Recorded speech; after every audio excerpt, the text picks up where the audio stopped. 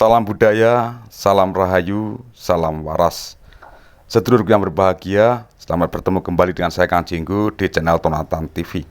Kali ini kita mengupas tentang perang suksesi Jawa III, yakni perang yang dipimpin oleh Pangeran Mangkubumi, Pangeran Sambernyowo, dan Kyai Wirosentiko dari Sukowati. Tiga serangkai keturunan Kesultanan Mataram ini berhasil membuat koalisi VOC dan Keraton Surakarta keteteran. VOC merupakan perusahaan dagang milik kerajaan Belanda, bahkan hampir bangkrut akibat perang yang melelahkan ini. Berakhir dengan pecahnya Keraton Surakarta, di akhir episodenya, perang suksesi Jawa III benar-benar dipenuhi dengan pertempuran-pertempuran dahsyat. Namun, hampir tak pernah ada yang mengetahui jika perang yang berlangsung di Jawa Tengah dan Jawa Timur ini tidak melulu berisi tentang cerita kesedihan. Masih banyak kisah-kisah yang penuh dengan kesenangan di tengah-tengah perang yang sedang berlangsung. Dari tiga tokoh ini, Pangeran Sambernyowo adalah sosok paling gila jika membicarakan tentang kisah-kisahnya.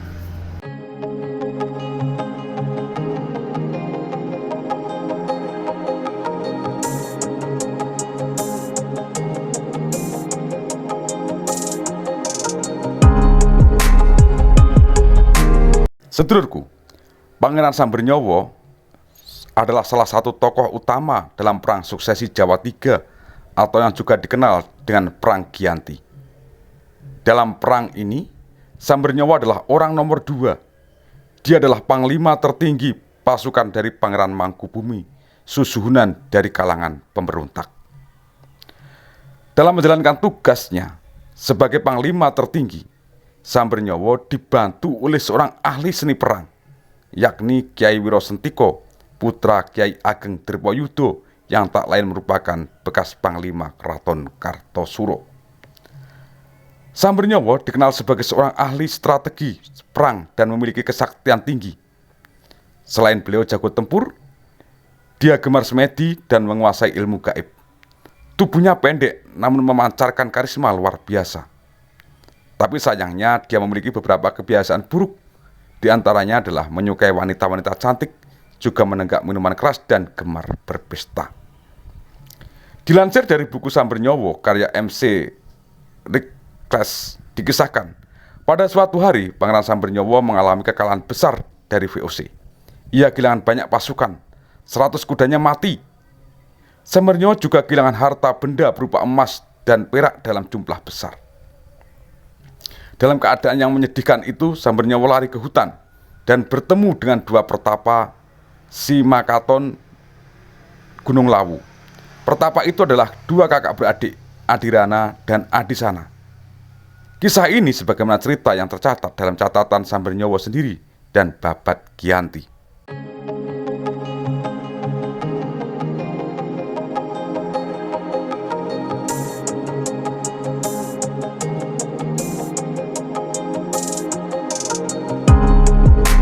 Dalam pertemuan itu, dua pertapa Gunung Lawu itu mencela Sambernyowo karena kesombongan dan kecanduannya terhadap kesenangan-kesenangan dunia.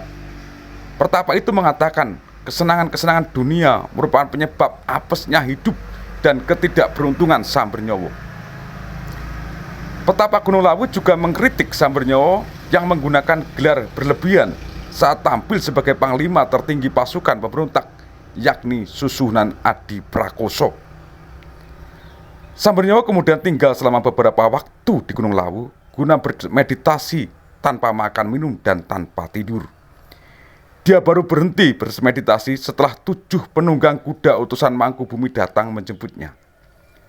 7 penunggang kuda itu menyampaikan pesan jika Sambernyowo diutus menghadap paman sekaligus mertuanya, Pangeran Mangkubumi. Sedulurku, pertemuan antara Sambernyowo dengan petapa Gunung Lawu itu merupakan episode yang menarik. Dari catatan ini kita bisa menyaksikan jika sosok-sosok petapa di tanah Jawa ada di sepanjang zaman, mulai dari era Jawa Lama bahkan hingga ini kali.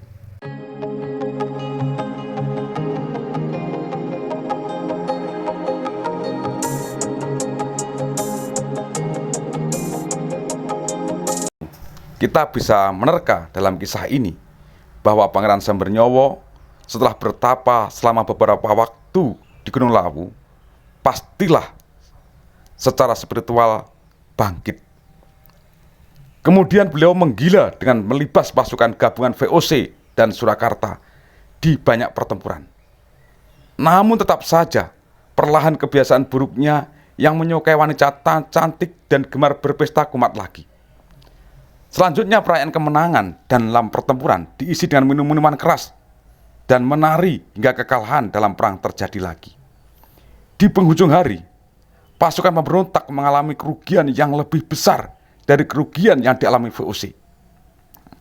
Dalam keadaan yang kembali sulit itu, Sambernyowo mengirim sepucuk surat guna melaporkan hasil yang mematahkan semangatnya dalam berperang. Dalam surat itu, Sambernyowo mengatakan pasukannya menghadapi hujan tembakan. Tak berselang lama, Mangkubumi membalas surat yang dikirimkan Sambernyowo. Mangkubumi dalam surat itu menyampaikan pesan kepada Sambernyowo agar tidak lagi berpesta dengan gadis-gadis penari. Menurut Mangkubumi, berpesta dengan gadis-gadis penari itu akan menjauhkan Sambernyowo dari hukum Nabi dan bantuan ilahi dalam pertempuran.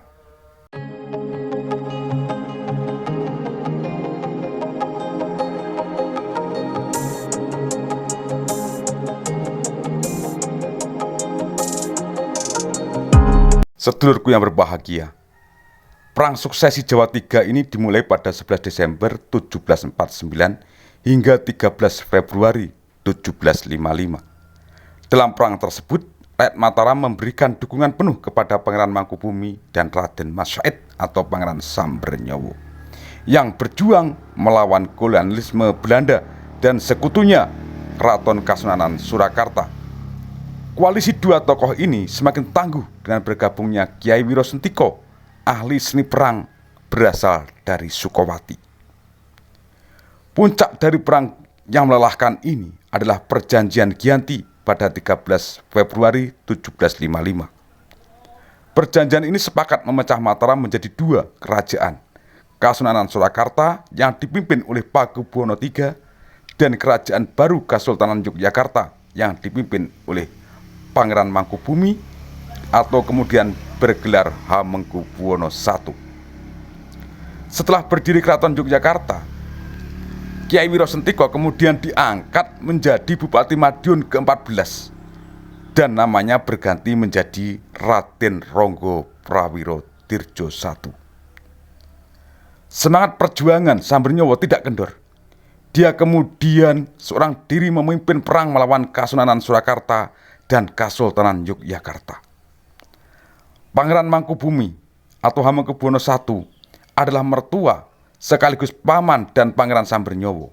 Dalam perang ini, Pangeran Sambernyowo memandang Pangeran Mangkubumi berkhianat dan dirajakan oleh VOC.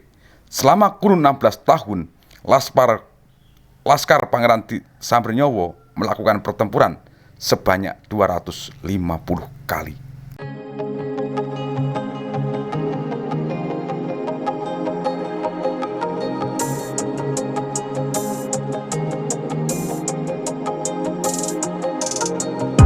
Perdamaian yang diharapkan oleh VOC akhirnya terwujud. Perdamaian tersebut diformalkan Sunan Pakubuwono III dengan Pangeran Sambernyowo dalam Perjanjian Salatiga pada 17 Maret 1757. Pertemuan berlangsung di Desa Jemblung, Kabupaten Wonogiri. Perjanjian tersebut hanya melibatkan Sunan Pakubuwono III dan saksi utusan Sultan Hamengkubuwono I dan VOC. Perjanjian Salatiga menyepakati Pangeran Sambernyowo atau Raden Mas Said diangkat sebagai Adipati Miji alias mandiri dengan gelar KGPAA Mangkunegoro I. Wilayah kekuasaan Mangkunegoro I meliputi wilayah Kedung, Matesih, Honggobayan, Sembuyan, Gunung Kidul, Pajang sebelah utara, dan Kedu. Wilayah kekuasaan Mangkunegoro I ini kemudian dikenal dengan nama Kadipaten Mangkunegaran.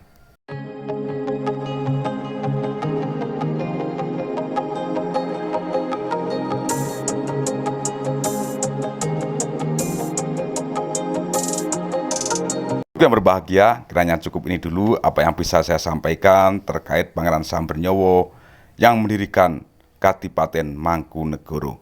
Ada kurang dan lebih, saya mohon maaf yang sebesar-besarnya. Terima ungkapan ono rino ono opo ono awan ono pangan, salam budaya, salam rahayu, salam waras.